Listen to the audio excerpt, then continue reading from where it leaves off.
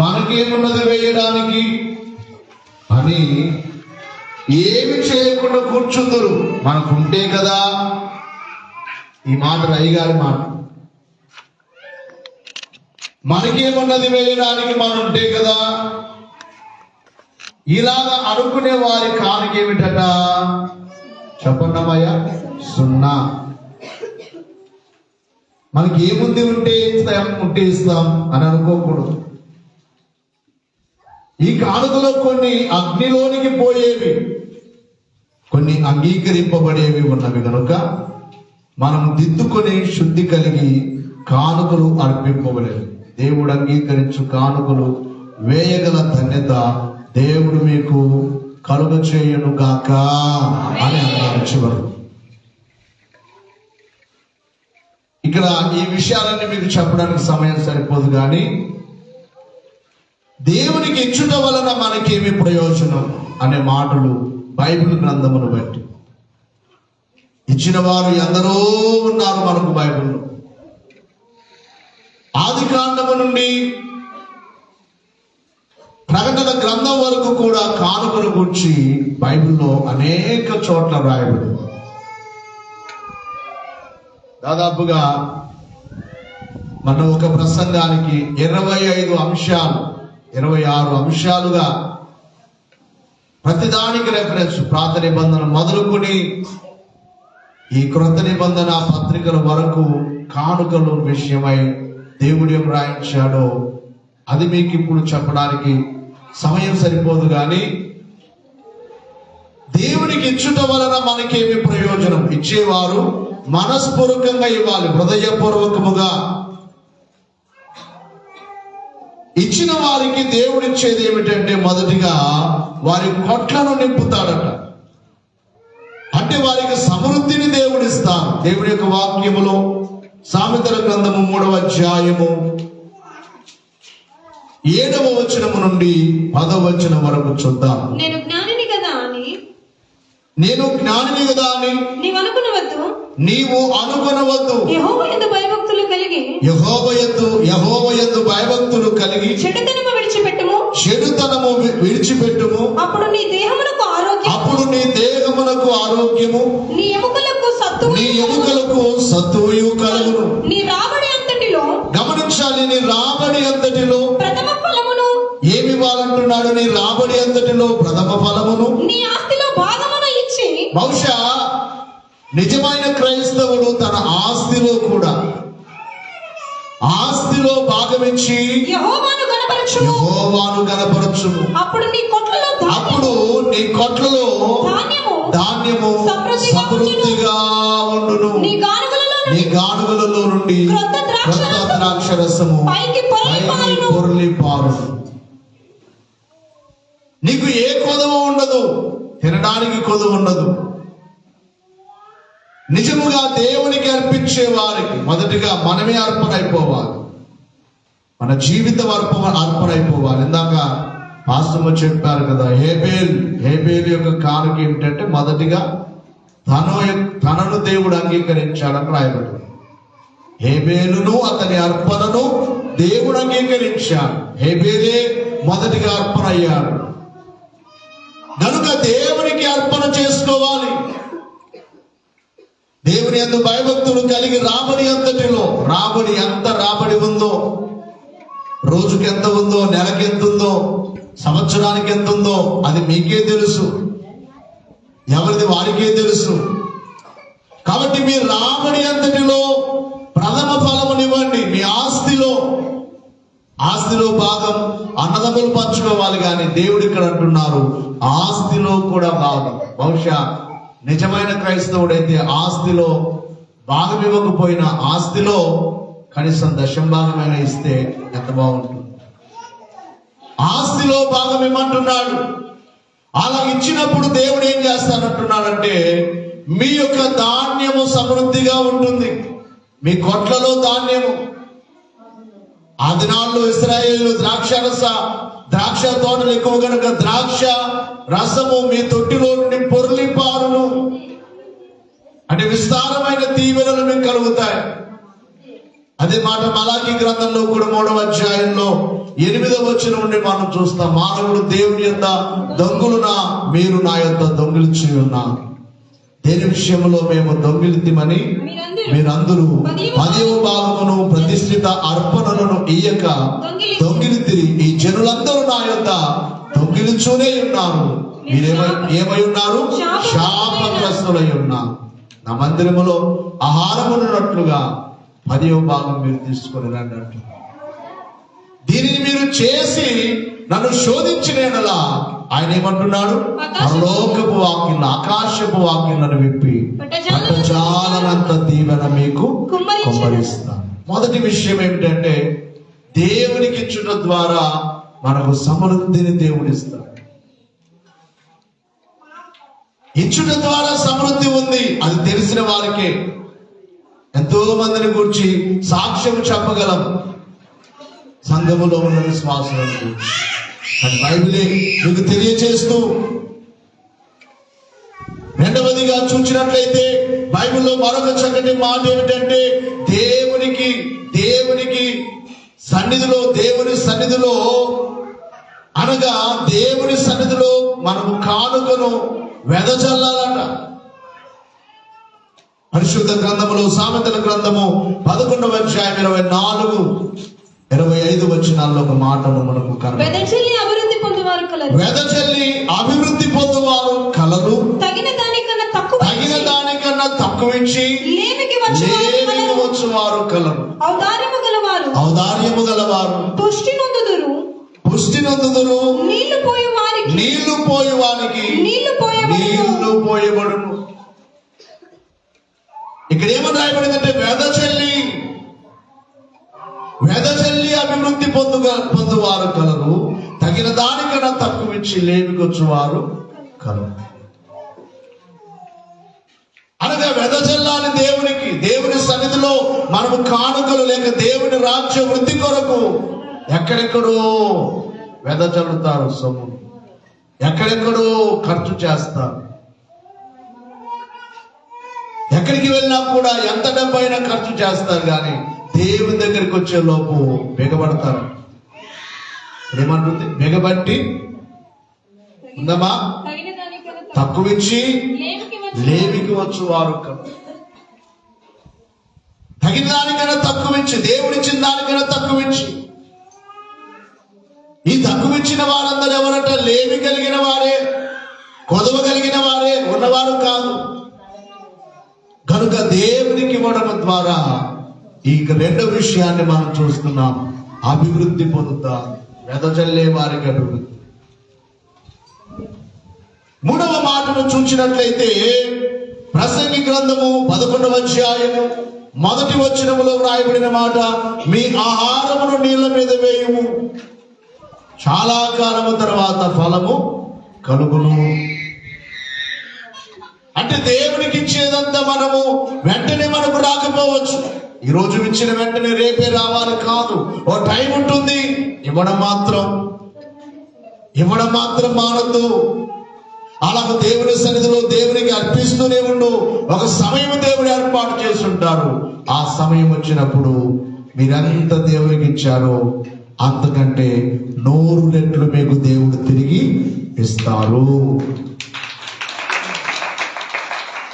ఇక 4వ మాట ఏమిటంటే, ఇవ్వడము అనగానే బహుశా మీరు ఈ వాక్యాన్ని మీరు అనుకోవచ్చు, కానుక గురించి అయ్యగారు ఎంతగా చెప్తున్నారు, ఈయనకి ఎంత కానుక పిచ్చో. ఈరోజు లైవ్ లో కూడా ఈ కామెంట్ చేసేవారు ఉంటారు. నేను నా సొంత మాటలే చెప్పట్లేదు, కానీ దేవుడు తన పని కోసం నీవు ఇచ్చినా ఇవ్వకపోయినా తన పని, తన సేవకుల్ని పోషించుకుంటాడా, పోషించుకోలేడా? గట్టిగా చెప్పాలి. తప్పకుండా పోషించుకుంటాడు. అందుకే నీవు ఊరుకుంటే రాళ్ళు కేకలు వేస్తాయన్నాడు ప్రభు.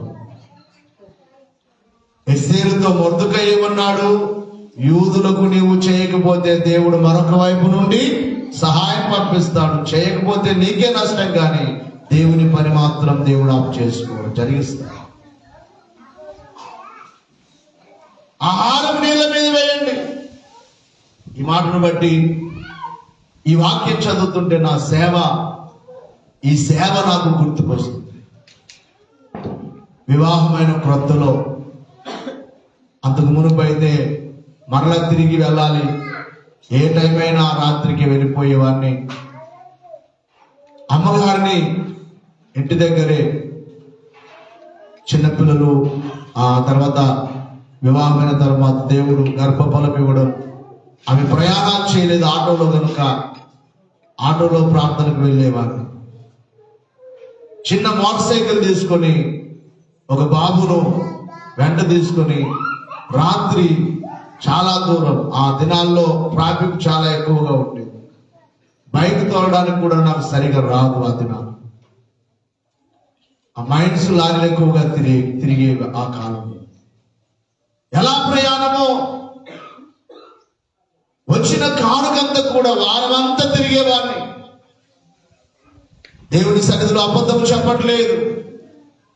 వారమంతా వచ్చిన కానుక తీసుకునేది, ఆ ఊరికి వెళ్ళిపోయేది, ఈ ఊరికి వెళ్ళిపోయేది. ఇప్పుడైతే మీ ఇళ్ళకి వచ్చినప్పుడు మీరు కానుకిస్తుంటే ఇప్పుడు తీసుకుంటున్నాను, కానీ అప్పుడు అస్సలు తీసుకోలేదు. ఇప్పుడు కూడా కొంతమంది, అయ్యా మీకు డీజిల్కి అయినా తీసుకోండి, మీరు ఎంత ప్రయాసతో వస్తున్నారు, డీజిల్ అయినా వేయించుకోండి అని వాడు బలవంతం పెట్టడాన్ని బట్టే తీసుకున్నాను తప్ప మీరు మీ ఇంటికి వచ్చినప్పుడు ఇంత కానుక ఇవ్వండి అనే రూల్ పెట్టలేదు. బర్త్డే చేస్తే ఎంత ఇవ్వండి, పెళ్లి చేస్తే ఎంత ఇవ్వండి అని రూల్ మీకు పెట్టలేదు. అనగా దేవుడిచ్చిన సొమ్మంతా కూడా అలాగ దేవుడి సేవ కోసం ఖర్చు చేయడాన్ని బట్టి ఈ రోజున చూడండి, ఈ ఫలము అనగా ఈ సేవ, ఈ మందిరాలు, ఈ స్థలము, ఇంటి పని ప్రారంభించాము. చాలా మంది అనుకోవచ్చు డబ్బులుండి ప్రారంభించారు, అసలు నిల్వ సొమ్ము లేదు.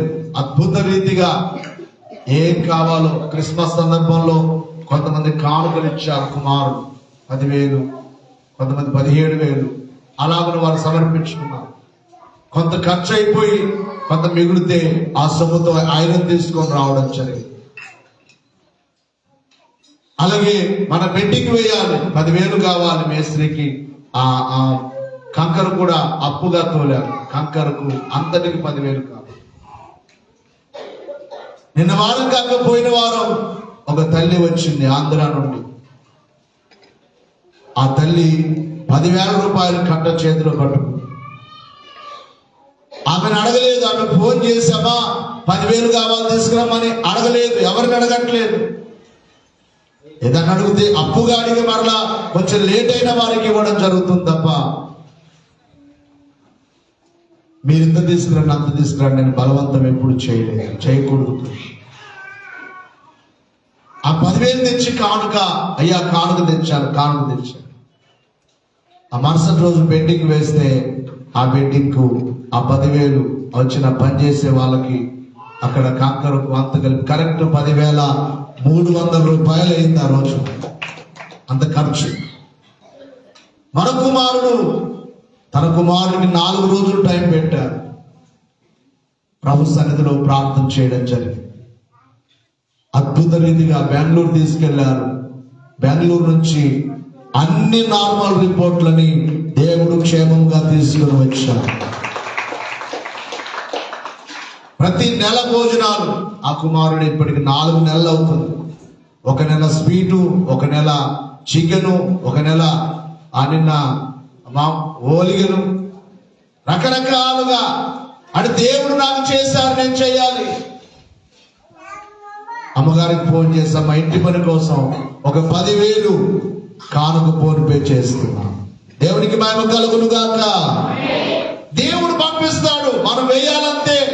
నీళ్ళ మీద వేయమంటున్నాడు, మీ ఆహారం నీళ్ళ మీద వేయండి, ఫలం ఒక రోజు ఉంటుంది. నెలకు 20,000 కట్టాలి బ్యాంకు. మన సంఘంలో ఉన్న కుమారులందరూ, జాబ్ చేసే కుమారుడు, ఒక కుమారుడు ఇక్కడ కుమారుడు ప్రసాద్ ఇక్కడ ఉన్నాడు, ఆ కుమారుడు, అలాగే ప్రభు కుమార్, అలాగే నా పేరు చెప్పొద్దు అంటుంటాడు ఎప్పుడు కుమారుడు బాలరాజు. అలాగే మరొక కుమారుడు నా పేరు చెప్పొద్దయ్యా అని జిందాల్లో జాబ్ చేస్తాడు. ఇప్పటికీ కూడా ఆ కుమారుడు నెల నెల ఫోన్ చేస్తాడు. బల్లారులో కుమారుడు శివకుమార్ ప్రతి వారం వీరాలకు వెళ్తాడు. డీజిల్కి మేమేమి ఇవ్వము, పెట్రోల్కి ఇవ్వము, ఇస్తే కూడా తీసుకోడు. చాలాసార్లు ఇస్తుంటే వద్దయ్యా నేనే వెళ్తాను అని తన సొంత ఖర్చుతో దాదాపు 3 సంవత్సరాలు అవుతుంది. అలాగే దేవుని సేవ చేస్తూ మరలా ప్రతి నెల దశం భాగం. ఈ సేవ ఎలా జరుగుతుందో చెప్తున్నాను.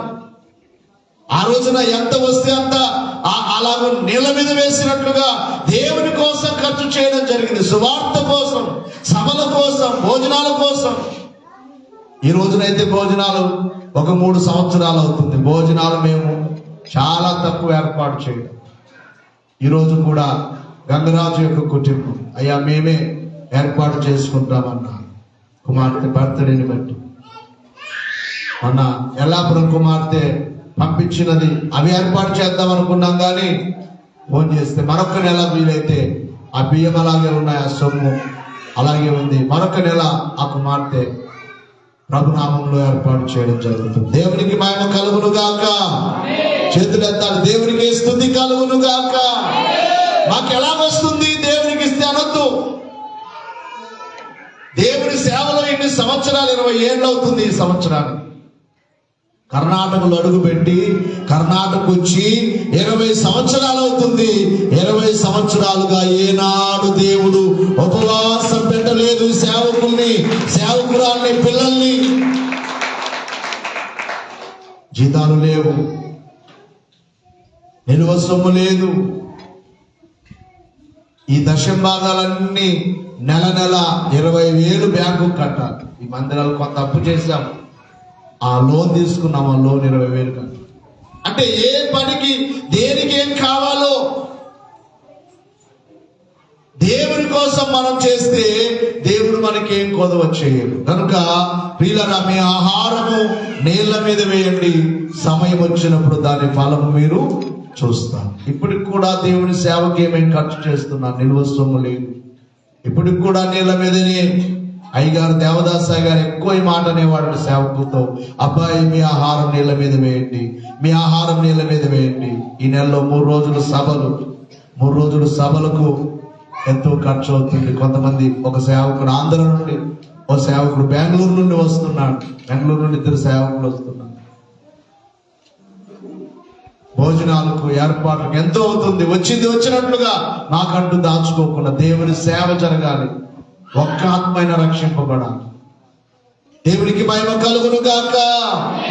ఇక మీ అందరికీ చెప్పే మాట ఏమిటంటే, దేవుని మందిరంలో ఇచ్చేదే కానుక, దేవునికి ఇచ్చేదే కానుక కాదు, కానీ కానుకలో మరొక కానుకగా 7 కానుకలు అయ్యగారు చెప్పారు. కానీ ఆ మాటను మనం బైబిల్లో చూస్తే మనం ఇచ్చే కానుక ఎవరికి ఇవ్వాలని మన బైబిల్లో రాయబడిందంటే, ఆకలి కొనిన వారికి ఆహారం పెడితే కూడా దేవునికి ఇచ్చినట్లే.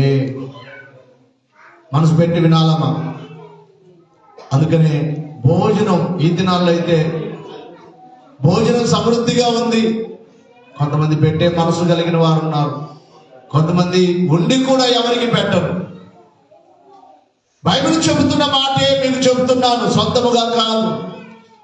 దేవుని యొక్క వాక్యములో యెషయా గ్రంథం 58వ అధ్యాయం 10వ వచనములో, ఆకలి కొనిన ఆశించిన దానిని ఆకలి కొనిన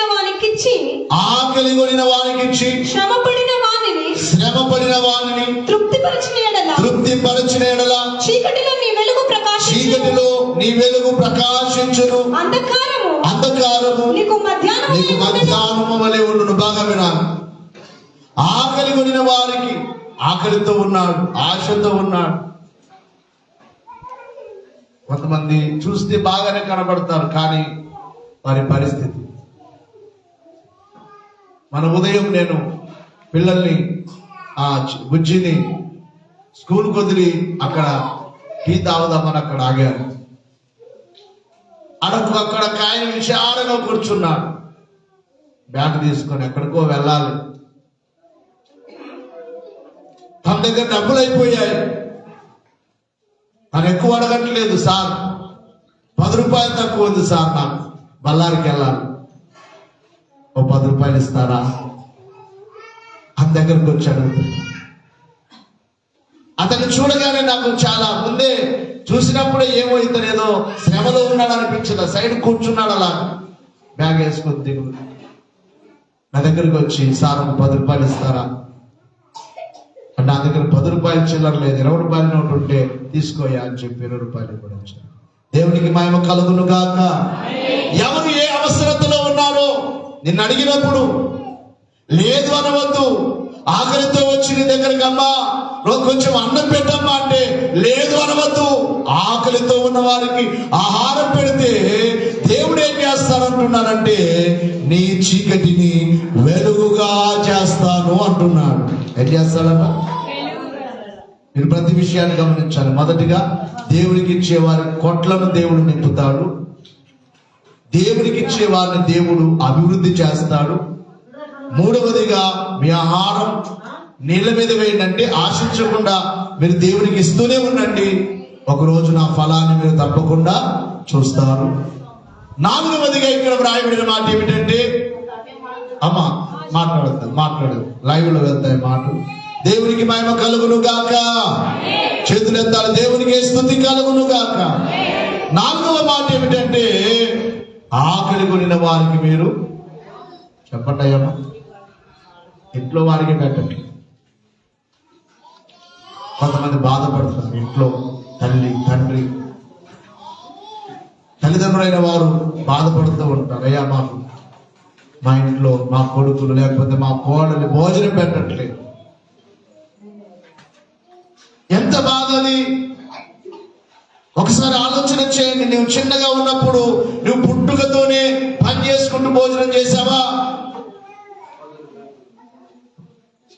నేను మాట్లాడే మాటలు కొంతమందికి బాధ కలగొచ్చు. దేవుని ఆత్మతో చెప్తున్నాను, ఓ బాధ్యత కలిగిన సేవకునిగా చెప్తున్నాను, బైబిల్ని బట్టి చెప్తున్నాను. కనీసం బయటి వారికి పెట్టొద్దులే, నీ ఇంటిలో వారికైనా భోజనం పెట్టగలుగుతాను. నీ తండ్రికి భోజనం పెట్టగలుగుతున్నావా? నీ తల్లికి భోజనం పెట్టగలుగుతున్నావా? కొంతమంది తినేటప్పుడు మాట్లాడుతుంది. ఎంత గొప్ప ఆ మాట సేవకుడు నోటి వెంబడి రాకూడదు, కానీ ఎంత మాట అంటే, కొంతమంది అంటారు ప్లేట్లో అన్నం తింటుంటే తిను, పెంట తిన్నట్లు తిను. ఆ మాట ఇంకా వేరేగా అంటారు. అయ్యో ఎంత మాట అది! ఆ తినే వ్యక్తికి ఎంత బాధ వేస్తుందా మాట. పెంట తింటారా ఎవరైనా? అలా మాట్లాడే వారితో అంటున్నాను, నువ్వు తిన్నావా ఎప్పుడైనా? నీ ఎప్పుడైనా పెంట తిన్నావా? దయచేసి సేవకునిగా చెప్తున్నాను, బైబిల్ చెప్తుంది, ఆకలితో ఉన్న వారికి ఆహారం పెడితే కూడా ఎవరికి ఇచ్చినట్లు చెప్పాలమ్మాయ్యా, ఎవరికి ఇచ్చినట్లు? దేవునికి ఇచ్చినట్లు. మాకు ఇస్తేనే కారణం కాదు, మందిరంలో ఇస్తేనే కారణం కాదు. ఆకలితో ఉన్నారు, అన్నం కావాలి వారికి. ఆ సమయంలో వారికి డబ్బులు అవసరం లేదు, ఆ సమయంలో వారికి మాటలు అవసరం లేదు. ఇంట్లో వారికే భోజనం పెట్టట్లేదు. ఈ రోజున ఎంత ఘోరమైపోయిందో ప్రపంచం. కాబట్టి దేవుడు అంటున్నారు, ఆకలితో ఉన్న వారికి ఆహారం పెడితే మీ చీకటిని నేను ఏం చేస్తానంటున్నాడు? మీ చీకటిని నేను వెలుగుగా చేస్తానంటున్నాడు ఆయన. ఇచ్చేవారికి ఇవన్నీ ఆశీర్వాదాలు, పెట్టేవారికి ఇవన్నీ ఆశీర్వాదాలు. తప్పకుండా భోజనం పెట్టాలి. మనం మందిరాలు పనిచేసేటప్పుడు ఎంతమంది వచ్చినా, బేల్దారులు వచ్చినా, ఎంతమంది వచ్చినా భోజనం పెడతాం. భోజనం తెచ్చుకోవద్దంటాం. ఇప్పుడు ఇంతవరకు ఇంటి పని జరిగింది, మేస్త్రీలతో వచ్చిన వారితో చెప్తుంటాం, మీరు భోజనం తెచ్చుకోవద్దు, భోజనం ఎక్కడి. ఆ రోజు తప్పకుండా భోజనం. ఎన్ని భోజనాలు పెట్టినా బియ్యం తరుగుతున్నాయా?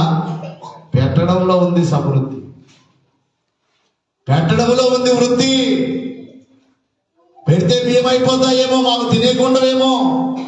ఇది నీ ఆలోచన, ఇది నీ ఆలోచన.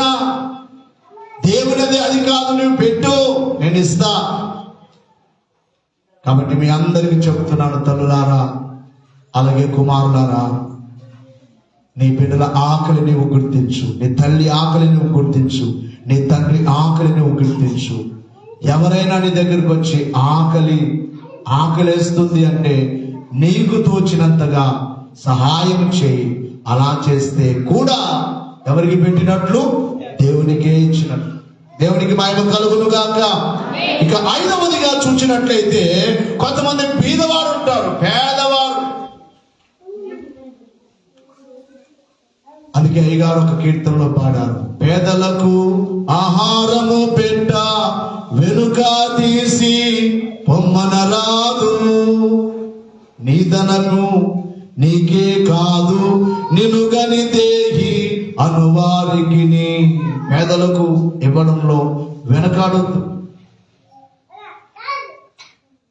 దేవుని యొక్క వాక్యములో కీర్తనల గ్రంథం 41వ సంకీర్తన 1 వచనం 4 వచనాల వరకు చూస్తే, పేదలను కటాక్షించువాడు ధన్యుడు, పేదలను కటాక్షించువాడు ధన్యుడు. ఆపత్కాలమందు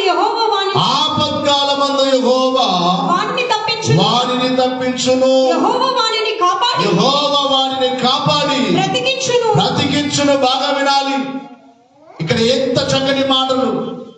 బీదలను పేదలను కనికరించే వారికి వారు ధన్యులు. అలాంటి వారికి ఏదైనా ఆపద వస్తే ఆపదలో ఎవరు తప్పిస్తారట? చెప్పండి అమ్మాయ్యా, బైబిల్ మాటలే కదా, సొంత మాటలు చెప్తున్నానా? బైబిల్లో ఉన్నవే కదా. 3 రోజులు ఇక్కడ ప్రార్థనలో ఉండి దేవుడు అందించగా రాసుకున్న మాటలు మీకు చెప్తాను. దేవునికి మహిమ కలుగును గాక. మరొకసారి చదువమ్మా. బీదలను కటాక్షించువాడు ధన్యుడు. ఎవరు ధన్యులు? గట్టిగా చెప్పాలి. వాడి కర్మలే వాడు బీదవాడు అనొద్దు. రేపు నీవు బీదవాడు కావచ్చు. అందుకే ఒక మాట ఉంటుంది, తెలుగులో చెప్తారు సామెత, ఓడలట బండ్లు అవుతాయట, బండ్లట ఓడలు అవుతాయి. అంటే ఈరోజు ధనవంతులుగా ఉన్నవారు రేపు ఏమవచ్చు? నిరుపేదలు కావచ్చు. నేను చూస్తాను, నా అనుభవంలో చాలా మందిని నా సేవలో చూశాను, అలాగే మా గ్రామంలో చూశాను. నేను చిన్నగా ఉన్నప్పుడు మొట్టమొదటిగా మా ఊర్లో, మా ఇంటి ఆ వీధిలో, ఆ దినాల్లో ఒక ఆయన ప్రెసిడెంట్గా, మా గ్రామ ప్రెసిడెంట్ ఆయన రెడ్డి గారు. ఆయన ఎంత బాగా చూసేవాడో పేదలను. ఆయన 2 అంతస్తుల బిల్డింగ్ ఆయనకి. ఆ దినాల్లో దేవుడు నమ్మలేదు కానీ కొంతకాలానికి ఆయన చనిపోయాడు. ఆయన పిల్లలకు తినడానికి కూడా లేకుండా. ఈరోజు అధికారం ఉండవచ్చు, ఈరోజు డబ్బు ఉండవచ్చు, ఈరోజు పేరు ఉండవచ్చు, ఈరోజు ఏమైనా ఉండొచ్చు, రేపు అంతా లేకుండా అయిపోవచ్చు. ఒక రోజున పేదవాడిని చూసి వీరి పేదవాడు అనుకుండొచ్చు, రేపు నీవే పేదవాడు అవుతావేమో. కాబట్టి దేవుడు ఏమంటున్నారంటే, పేదలను కనికరించు వారు ధన్యులు. అలాంటి వారికి దేవుడు ఏం చేస్తాడట? వారి ఆపత్కాలమందు యెహోవా వారిని తప్పించును. ఆపద వచ్చినప్పుడు నిన్నెవరు తప్పించకపోయినా నీలో ఆ మనస్సు ఉన్నది కనుక, పేదలను చూచి జాలిపడే మనస్సు ఉన్నది కనుక తప్పకుండా దేవుడు నిన్ను కనికరిస్తాడు. దేవునికి మహిమ కలుగును గాక. లూకా సువార్త 14వ అధ్యాయము 14వ వచనాన్ని కూడా ఒకసారి చూద్దాం. లూకా సువార్త 14:14. నీకు ప్రత్యుపకారము చేయుటకు వారికి ఏమీ లేదు గనుక నీవు ధన్యుడవగుదువు. నీతిమంతుల పునరుద్ధానమందు నీవు ప్రత్యుపకారము పొందుదువని చెప్పెను. పై వచ్చిన ఒకసారి చూద్దాం. అయితే నీవు విందును చేయనప్పుడు బీదలను, అంగహీనులను, కుంటివాళ్లను, గుడ్డివాళ్లను పిలువుము. నీకు ప్రత్యుపకారము చేయుటకు వారికేమీ లేదు గనుక నీవు ధన్యుడవగుదువు. నీతిమంతుల పునరుద్ధానమందు నీకు ప్రత్యుపకారము పొందుదువని చెప్పుము. బీదలను, గుడ్డివారిని, అంగహీనులకు పెడితే వారి దగ్గర నీకేమి ఇవ్వడానికి వారి దగ్గర ఉందా? వాళ్ళు ఇస్తారా? మరలా మాట్లాడు. మనిషి స్వభావం ఎలా ఉంటుందంటే, ನಾವು ಅವ್ರಿಗೆ ಕೊಡ್ತೀರಿ, ಅವ್ರು ನಮಗೇನೇನ మరలా ఇస్తారా? వాళ్ళు ఇస్తారా? తెలుగులోనే చెప్తాను, మేము ఇస్తే వాళ్ళు మాకు ఇచ్చేటట్టయితే మేము ఇవ్వాలనే మనసు మంది. గుంటి వారికి ఇస్తే ఇవ్వరు, గుడ్డి వారికి ఇస్తే ఇవ్వరు. మనకు గుడ్డి వారి కళ్ళు లేవు అనుకుంటున్నారు, గుడ్డి వారికి కాళ్ళు లేవు పని చేసుకోలేరు అనుకుంటున్నారు. వాళ్ళకి ఇస్తే ఆ ఉపకారం, వారికి చేసిన ఉపకారం వారు నీకు ఇవ్వరు కానీ ఆయన అంటున్నాడు, వారి ఉపకారము నీకు దేవుడే ఇస్తాడు. ప్రత్యుపకారముగా తిరిగి దేవుడే పునరుద్ధానమందు, నీతిమంతుల పునరుద్ధానమందు ప్రత్యుపకారము నీవు పొందుతావు. దేవునికి మహిమ కలుగును గాక. కాబట్టి ఇక్కడ బీదలకు మనం ఇవ్వాలి. ఇక చెప్పుకుంటూ వెళ్తే చాలా విషయాలు ఉన్నాయి. దేవునికే మహిమ కలుగును గాక. ఇక 6వ మాట ఏమిటంటే దేవుని సేవకులకు ఇవ్వాలి. దైవ సేవకుల అవసరాలు ప్రతి వారు గుర్తించాలి. మన ఇక్కడ నుంచి ప్రార్థనకు వెళ్ళాం ప్రతి శుక్రవారం. ఒక కుమారుడికి చాలా సీరియస్ గా ఉంది, 7 వారాలు ప్రార్థన పెట్టండి అయ్యా అంటే ప్రార్థన చేస్తున్నాం. దేవుడు స్వస్థతనిచ్చారు, కొంతవరకు డాక్టర్లు ఇంటికి పంపించారు. వెళుతున్నాం, అలాగ వెళుతూ ఉన్నాము. కానీ ప్రతి వారం నా దగ్గర డీజిల్ కూడా లేదు. కొంత సొమ్ము ఉంటే అక్కడ టీ తాగాము. అక్కడ నాతో పాటు నా కుమారులు వెళ్ళి కార్యక్రమం చేసుకొని వస్తున్నాం. ఒక తల్లి, అయ్యా డీజిల్కి ఈరోజు పనికి వెళ్ళానయ్యా, పనికి వెళ్తే 950 రూపాయలు వచ్చింది. ఈ 950 నేను డీజిల్కి ఇస్తున్నాను, మీరు వచ్చినారు, ప్రయాసతో వచ్చారు, డీజిల్ వేయించు. ఆమెను అడగలేదు. ఆమె అలా చెప్పింది కానీ ఇంకొక తల్లి ఆ పేరు చెప్పలేదు, 1000 రూపాయలు కానుక వేసింది. దేవునికి మహిమ కలుగును గాక. గనుక ప్రియులారా, దేవుని సేవకులకు కూడా మనం కానుకివ్వాలి. మీలో ఇచ్చేవారు ఉన్నారు, ఇంతవరకు ఇచ్చారు, ఎంతో గొప్ప, ఇంత సేవ చేస్తామంటే ఇచ్చారు. మీరు ఇవ్వకుండా సేవ చేయలేదు, ఈ రోజుకి ఇస్తున్నారు. ఇచ్చే బిడ్డలు ఉన్నారు, కొంతమంది ఇవ్వాలని ఆశ కలిగిన వారు ఉన్నారు. దేవునికి మహిమ కలుగును గాక. ప్రతి మాట బైబిల్ బట్టి మీతో మాట్లాడుతూ మత్తయి సువార్త 10వ అధ్యాయము 40-42 వచనం వరకు మిమ్మును చేర్చుకున్నవాడు, దేవుడు ఇక్కడ ప్రభు అంటున్నాడు, సేవకులను గురించి మాట మాట్లాడుచున్నాడు. మిమ్మును చేర్చుకున్నవాడు నన్ను చేర్చుకొనును. ఎవరిని చేర్చుకున్నాడు అమ్మా? దేవుని సేవకులను ఎవరైనా చేర్చుకున్నారా ఇంట్లోనికి? ఆ సేవకులకు మీరు సహకారం చేశారా? మిమ్మును చేర్చుకున్నవాడు నన్నే చేర్చుకున్నాడు అంటున్నాడు ఆయన.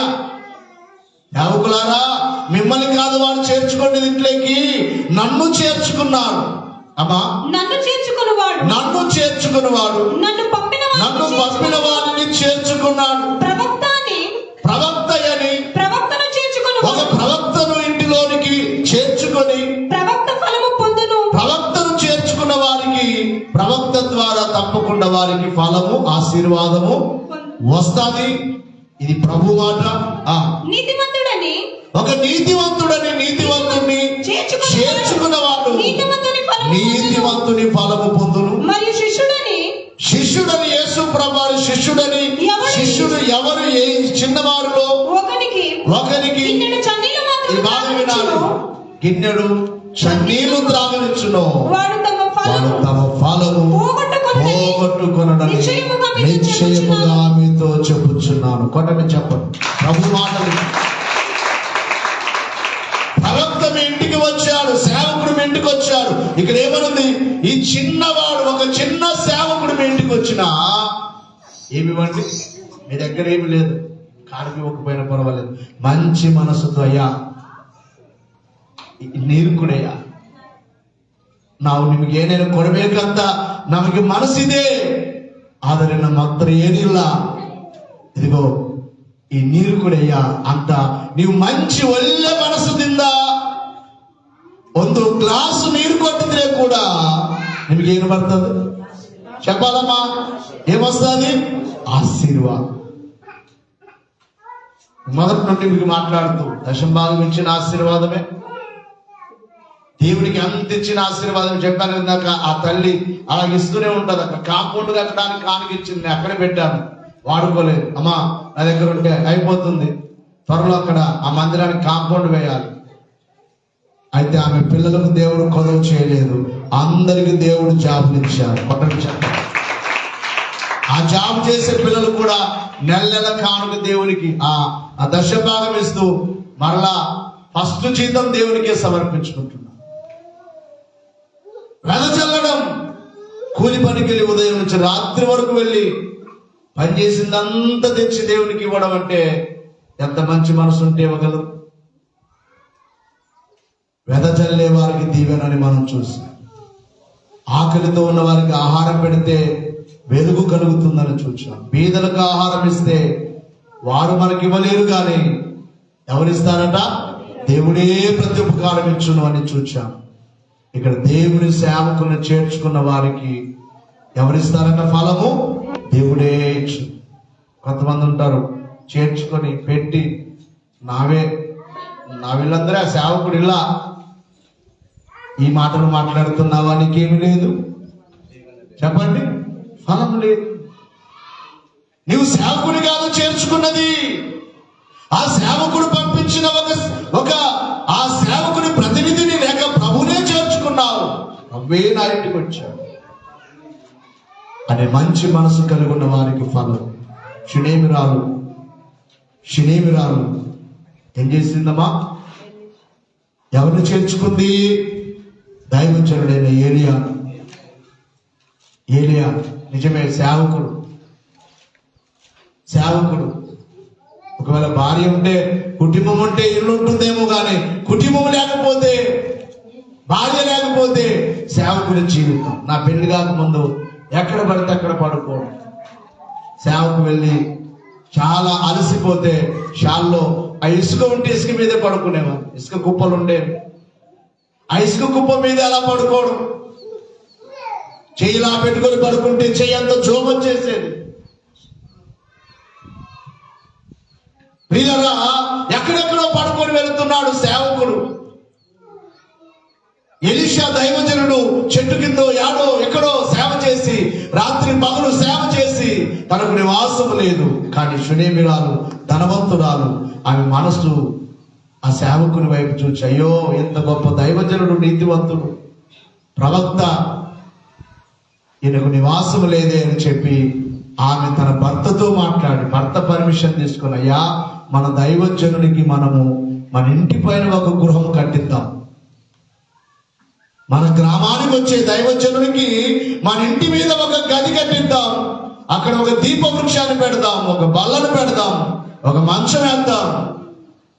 ఆయన ఎప్పుడు వచ్చినా విశ్రాంతి తీసుకుని వెళ్ళాలి, ఎప్పుడు వచ్చినా మన ఇంట్లో భోజనం చేసి వెళ్ళాలి. అలాగ చేస్తూ ఉంటే ఒక రోజున దైవజనుడు అంటున్నాడు గేహాజీతో, రే ఈమె నన్ను చేర్చుకున్నదిరా, ఈమెకు ఏమి కొదవ ఉన్నదో అడుగుపో అన్నాడు. బైబిల్ మాటలే, మీరు చదువుకోండి కావాలంటే. ఎన్నో అధ్యాయం? 4వ అధ్యాయం 9 నుంచి ఫస్ట్ నుంచి చదువుకోండి. అంత చదివించే సమయం లేదు, మీకు చెబుతున్నా. దైవజనుడు అడుగుతున్నాడు, ఆమెకి ఏం అవసరం ఉందో అడిగి రాపో అనగా గేహాజీ అంటున్నాడు, ఆమెకు ఏమి లేదు, సంతానం లేదయ్యా. అంతుంది ఆమెకు. మంచి ఇల్లుంది, మంచి భర్త ఉన్నాడు, పొలాలున్నాయి, పనివారున్నారు, ఏ కొదువ లేదు, ఒక్క కొదువ ఉంది. ఏమిటి చెప్పండమ్మా? సంతానం లేదు. అప్పుడు దైవజనుడు అంటాడు ఆమెతో, ఆమె నా దగ్గర రమ్మన్నాయన అని చెప్పి ఆమె వచ్చిన తర్వాత అంటాడు, ప్రవచనం చెప్తాడు. ఏమనంటే, మీదటికి ఈ ఋతువున ఈ సమయానికి నేను మరలా వస్తాను, ఇప్పుడు వెళ్ళిపోతున్నానమ్మ సేవ నిమిత్తమై, మరలా సంవత్సరానికి ఇక్కడికి వస్తాను, ఈ ప్రాంతానికి వస్తాను. ఈ ప్రాంతానికి నేను వచ్చే సమయానికి నీ కౌగిట ఒక కుమారుడు ఉంటాడు అని ప్రవచనం చెప్పి వెళ్ళిపోయాడు. బైబిల్లో మాట్లాడు ఏమన్నాడు?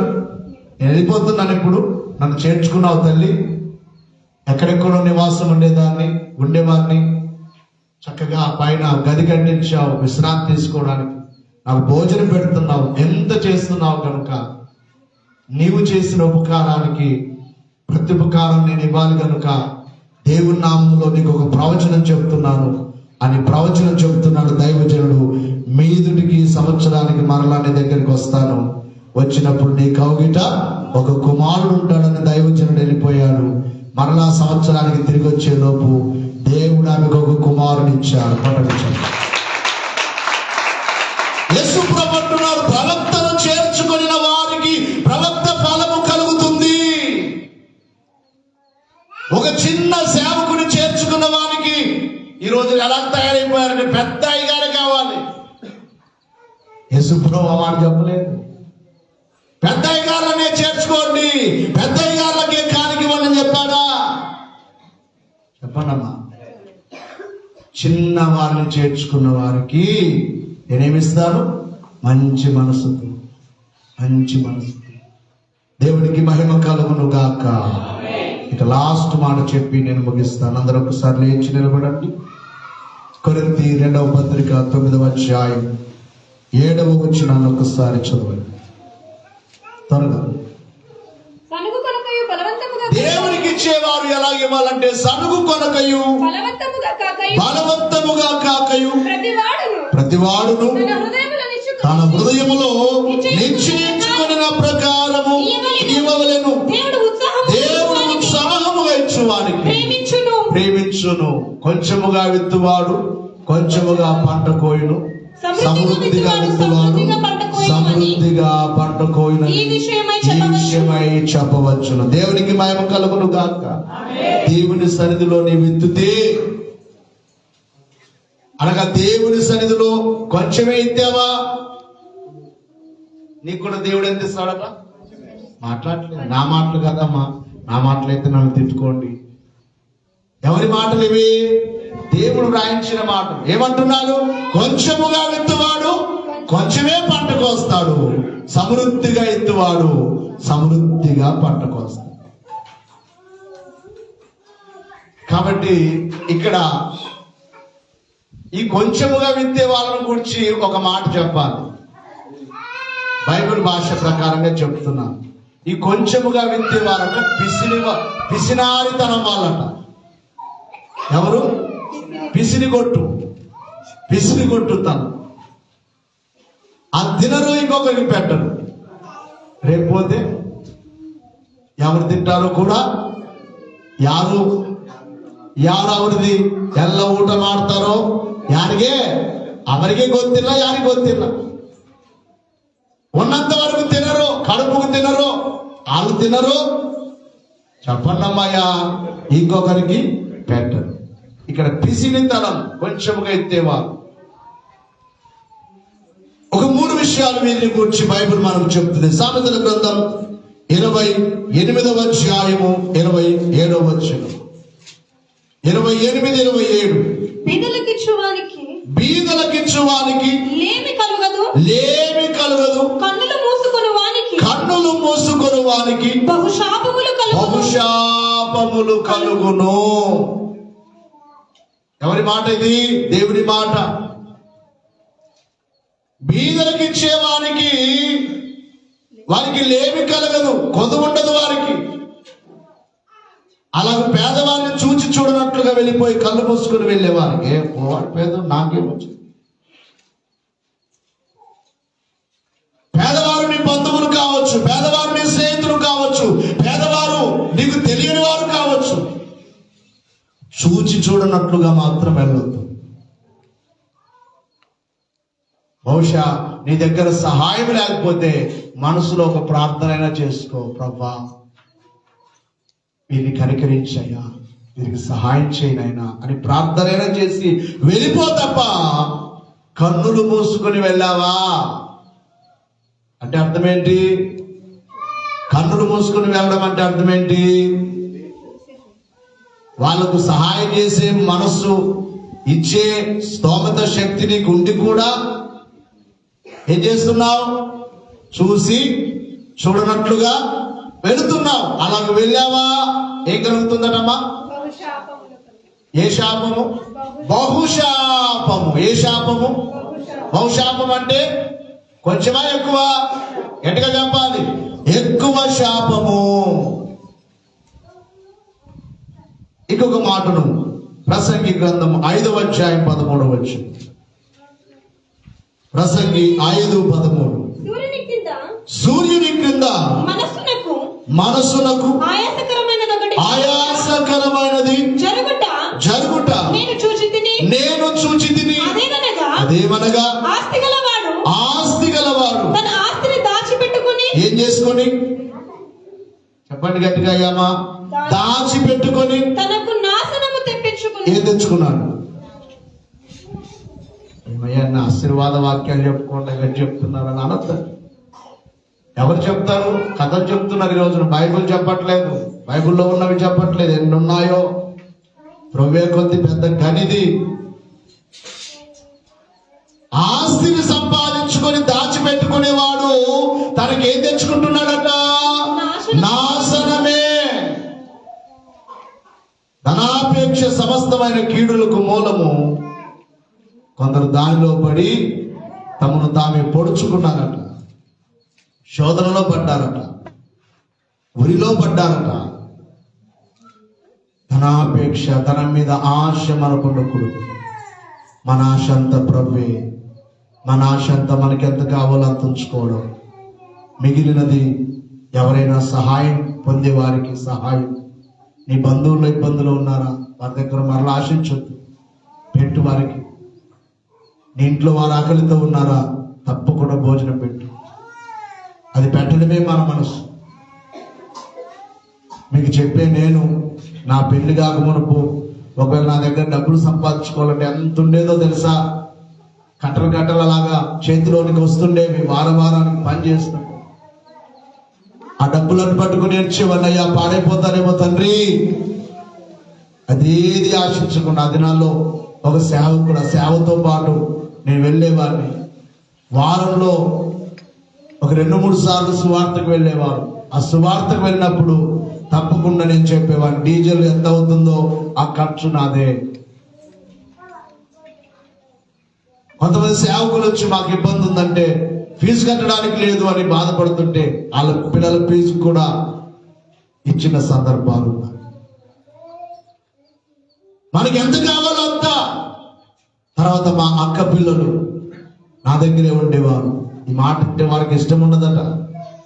గొప్పలు అయిపోయారు. ఈ రోజున జాబులు వచ్చాయి కదా, మరి మర్చిపోయారు. లైవ్ లో మామ చెబుతున్నాడు అంటున్నారు. నేను చేసిన దాన్ని నేను చెప్తున్నాను. అది మీకు ఇష్టం లేకపోతే నేనేం చేయలేను. దేవుడికి లెక్క చెప్పుకుంటారు మరలా. ప్రియాలను ఎందుకు చెప్తున్నా అంటే, నేను స్వార్థముతో సంపాదించాలంటే సేవకు రాకముందే నా దగ్గర లక్షలు ఉండాలి. అంత నా వాళ్ళు సేవకు అలాగే ఖర్చు చేశారు తప్ప నాకంటూ బ్యాంకులో వేసుకోవాలి, అది తీసుకోవాలి, ఇది తీసుకోవాలని ఆశ లేదు. సేవకు వచ్చిన తర్వాత కూడా 20 ఏళ్ళుగా అదే చేస్తున్నారు. మీరు చూస్తున్నారు మన సంఘాలు ఎన్ని భోజనాలు జరుగుతున్నాయి. అయితే అద్భుత రీతిగా 3 సంవత్సరాలుగా సంఘ బిడ్డలైన మీకు దేవుడికి మనసు ఇచ్చారు. ఒక్కొక్క నెలకు 3 ఉన్నారు లైన్లో. ఎంతమంది? నావయ్యా, ఈ తింగల్ నావయ్యా. ఇంకా భోజనం పెట్టించని వారు కూడా ఉన్నారు. దేవుడు అట్టి మనసు కలిగిన మిమ్మును దీవించును గాక. దేవునికి మహిమ కలుగును గాక. ఆస్తిని సమకూర్చుకున్న వానికి ఏం కలుగుతుందట? నాశనం. కూర్చుకోవద్దు, కుప్ప పెట్టుకోవద్దు. నీకెంత కావాలి, నీ పిల్లలకి ఎంత కావాలి అంత పెట్టుకో. మనకు కృతజ్ఞత కలిగి ఉన్నా లేకపోయినా సహాయం చేయండి అంతే. బైబిల్ మాట చెప్తున్నాను. మిషనరీలు అలా చేశారు. ఈ రోజున వారు చేసిందే కదా ఎంతమందికి మేలు కలిగింది. ఇంకొక మాటను మనం చూద్దాం బైబిల్ గ్రంథంలో.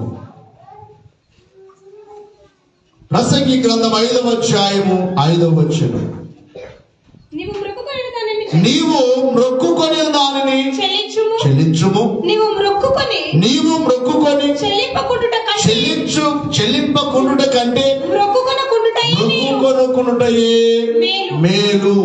మీరు కూడా పిసినారులే, ఊరికే మ్రొక్కుంటుంటారు అంతే. ఏం చేస్తారు చెప్పండి?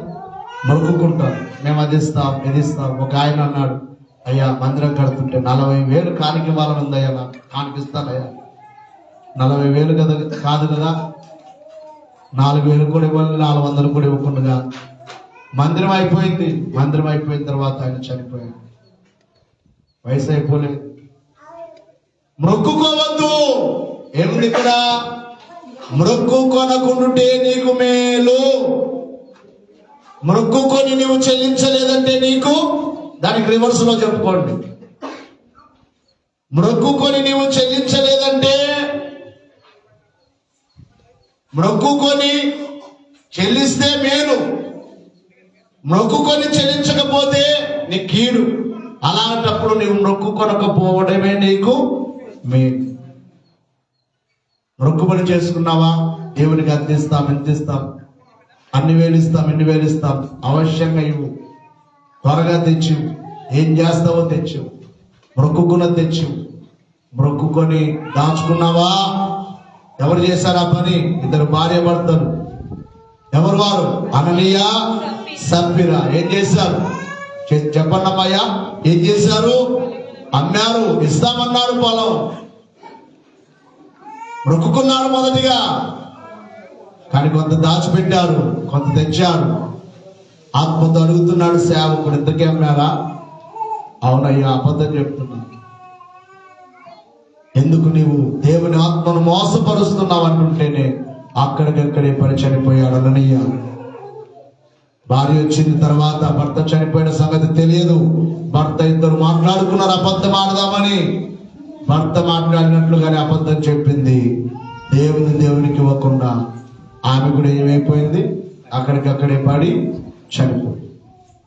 అంటే మొక్కుకొని చెల్లించకపోతే కీడు, బీదలకు ఇవ్వకపోతే నీకు బహుశాపము. చూచి చూడనట్లుగా ఉన్నావా? బహుశాపము. ఆస్తిని సమకూర్చుకుంటున్నావా? దేవునికి ఖర్చు చేయట్లేదా? పేదవారికి ఖర్చు చేయట్లేదా? నాశనము. మొక్కు చెల్లించలేదా? కీడు లేక మరణము. పైన మీకు చెప్పాను, దేవునికి ఇచ్చే వారందరికి ఎన్నో ఆశీర్వాదాలు ఉన్నాయా లేదా? గట్టిగా చెప్పాలి. పేదలకు ఇచ్చినా, దేవునికి ఇచ్చినా, సేవకులకు ఇచ్చినా ఆశీర్వాదాలు ఉన్నాయా లేవా? ఉన్నాయి. దేవునికి మహిమ కలుగును గాక. చేతులు ఎత్తాలి. దేవునికి స్తుతి కలుగును గాక. సరే, ఇక నేను ముగిస్తున్నాను. ఇచ్చేవారిగా ఉంటారో, మాస్టర్ చెప్తుంటాడు మనం వెందాం అంతే అని నిర్లక్ష్యము చేస్తారో మీ ఇష్టం, మీరే తీర్మానం చేసుకోనండి. భూమి మీద అయితే మనం ఏం కూర్చుకోవద్దు అని ఎవరు చెప్తున్నారు? గట్టిగా చెప్పాలి. ఇంకొక 50 ఏళ్ళకు మనం ఉంటామా? చెప్పండి. ఒక 50 ఏళ్ళకు ఉంటామన్న వారి చేతులు ఎత్తండి. 50 ఏళ్ళ వరకు ఉంటామన్న ఉంటారా? దేవుని కృప ఉంటే ఉంటారులేండి. ఒకవేళ నీవు ఎంత సంపాదించినా 50 ఏళ్ళ వరకు నీవు ఉండలేవు. ఇప్పుడే 40, ఇప్పుడు నాకు 40 వచ్చాయి, 40 దాటిపోయాయి. ఇక నేను 50 ఏళ్ళు ఉంటానా? ఉండలేను. అందుకని నేను పోయేలోపు, నేను ఈ భూమి మీద లేకపోయినా కనబడేవి కావాలి భూమి మీద. నేనేమంటాను, నేను లేకపోయినా ఇదిగో ఈ మందిరం కనబడుతుంది. అటు వెళ్తే అక్కడ ఒక మందిరం కనబడుతుంది. అటు వెళితే గోరి హాల్లో ఒక మందిరం కనబడుతుంది. భూదాల్లో ఒక మందిరం కనబడుతుంది. త్వరలో బల్లాడులో ఒక మందిరం కనబడుతుంది. త్వరలో ఈరాల్లో ఒక మందిరం కనబడుతుంది. నేను లేకపోయినా దేవుని మందిరాలు ఉంటాయి. దేవుని పిల్లలందరూకి వచ్చి ఆరాధిస్తారు. దేవుని పిల్లలందరూ ఉంటారు. నేను అంటున్నాను, నీవు లేకపోయినా నీ పని కనపడాలి భూమి మీద.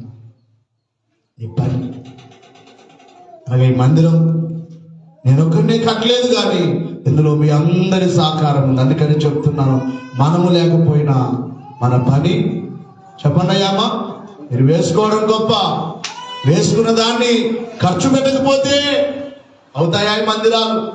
చెప్పాలయ్యమ్మా, మీరు వేసుకున్నది ఖర్చు పెట్టే మనసు. ఒక రోజున ఒక ఆమె ఉంది, అయ్యా ఎవరైనా వేసుకుంటారు కానీ వేసుకున్న దాన్ని కొంతమంది సేవ ఖర్చు చేయట్లేదు. కాబట్టి ఇది దేవునికి, సేవకుల ద్వారా దేవునికి మహిమ. ఈ సేవకు సహకారులుగా ఉన్న మీ అందరిని బట్టి దేవునికి మహిమ. ఇచ్చేవారిగానే ఉండండి. ముందుగా చదువుకున్నాం. ఎందులో ఇవ్వాలంట? రాబడి అంతటి. ఎంత వస్తుంది నెలకు? నీవే లెక్క వేసుకో. నీ కుటుంబం అంతా కూడుకొని మనకింత వస్తుందిరా, మన సేవకింత ఇవ్వాలరా అని నీవే తీర్మానం చేసుకో. రాబడి అంతట్లో ఇచ్చినప్పుడు నీ కొట్లను నింపుతానంటున్నాడు, సమృద్ధినిస్తానంటున్నాడు. బీదలకు సహాయం చేస్తే ఇస్తానంటున్నాడు. ప్రవక్తలను, సేవకుల్ని చేర్చుకుంటే ప్రతిఫలం అంటున్నాడు. ఇక చెప్పుకుంటూ వెళ్తే చాలా విషయాలు ఉన్నాయి. ఈ మాటలు దేవుడు మీ హృదయాల్లో భద్రపరచును గాక. అందరూ మోకరిద్దాం, ముగింపు ప్రార్థన చేసుకుందాం.